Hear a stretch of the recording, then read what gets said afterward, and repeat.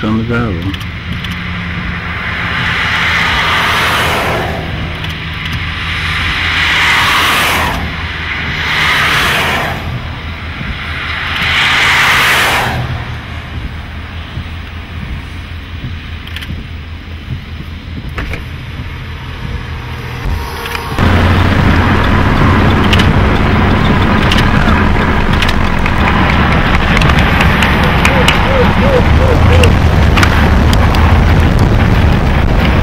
Day 3 of the Okmulgee bike ride, and we're talking with the man here that is the symbol of that bike ride as we go along here, Mr. John Beaver. John, the course today was a little bit of a test, you could say, this morning as we faced some rainfall and a little bit of thunderstorms and everything. How do you feel, and how you feel it's going so far? Despite the rain, I feel great, feel good. Could probably ride a little more, but we'll see what the day holds. It was all in all, it was despite the rain, a great ride. We had a little bit of cooler temperatures today, and of course I know that first day, the send-off, a little bit warm, a little bit humid, so not only dealing with the rain and everything, but kind of the changing temperatures too. Right. I mean, that's something we're going to have to, I anticipate this is something that we're going to have to get used to, that this sort of like a roller coaster of temperatures. One day it might be nice and cool like this, we'll get some rain, and probably the next day 95 and probably 95% humidity. That's what we're going to try to anticipate that. Even being on the road here, and a lot of people, well, I'm seeing a bike rider going down the road and everything. I think you've already gotten some honks and a lot of good support just coming down the road, haven't you? Right, we got a lot of honks and thumbs up. That, and we got a little bit of a dusting by some of the tractor trailers that are going by, but that's to be expected. But lots of support, it seems like, along the way. So it's pretty much been what you've expected it to be so far? I didn't know what to expect, actually. So I guess one of the things I guess we're saying right now is expect the unexpected. So it's been, like I said, it was a great ride today despite the rain. And we were just talking, and we want to say Thunderstorm 0, Creek Nation 1 today. All right. Must have to do something with your clan, is that right? Maybe. We'll hope so. Right. What is the plan for the rest of the week? The rest of the week, we're going to visit some historic sites over the next 2 days. Then on Thursday, we'll make our way to Tallahassee. We'll probably see some sites there, hopefully in the afternoon. And then on Friday, I think the mayor of Tallahassee is going to come out, and we're going to visit the site, or come close to visiting the site of Tuckabatchee on Friday. So that should be something very special, given that it's on private property right now. So those are the events that are coming up this week. And then on Saturday, June 9th, we'll be at Fort Toulouse in Wetumpka at an event hosted and sponsored by the Alabama Historical Commission. John, would you almost say to this tour, it's a goodwill tour, so to speak, all the places that you're stopping and visiting and getting a chance to just meet people, and then they meet you and find out a little more about the tribe?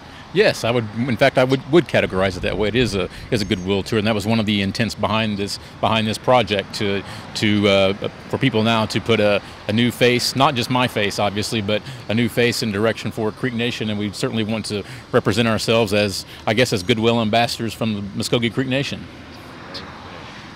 Well, hey, we're going to let you get some rest here, because you certainly deserve it and everything. Get a little bit of Gatorade or whatever you need to, and we'll be following you along the way. Just you take care, and God bless. We'll see you down the road. Thank you. Day 3 of the Okmulgee to Okmulgee bike ride continues here, and no matter what you're doing, it's always good to have a quarterback. And I think I'm speaking with the quarterback here, Mr. Justin Giles.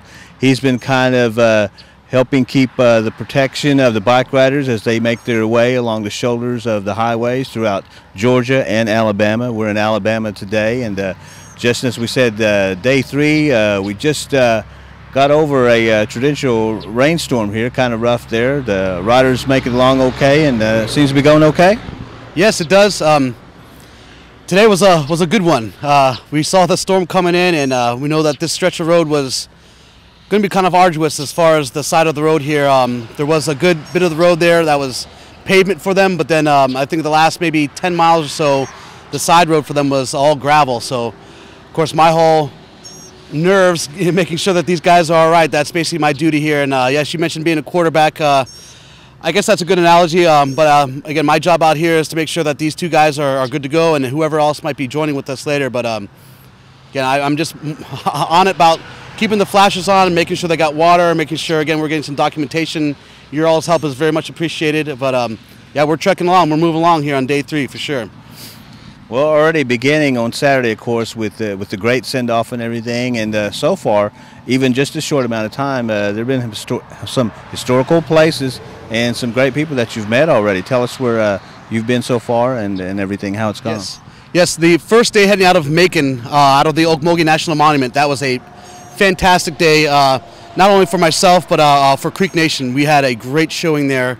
A lot of elders, again, our chief, second chief, speaker, council representatives, our museum committee chair, a lot of elders, again, a lot of citizens that were there too, showing our support. So it was a momentous and historic moment there, seeing all of our people there leaving Ocmulgee, and of course having the local bike riders join us. That was great. Of course, we had the Park Service working with us, and the mayor of Macon made it down there, which I think had a little to do with our police escort that we had out of Macon, which was phenomenal.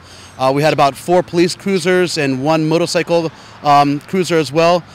They let us out of Macon, the city limits, for a long while. They said they were fixing to go with us for as long as they could, but they did a phenomenal job, and there was nothing like, again, having a police escort us getting out of the city limits there. That was awesome.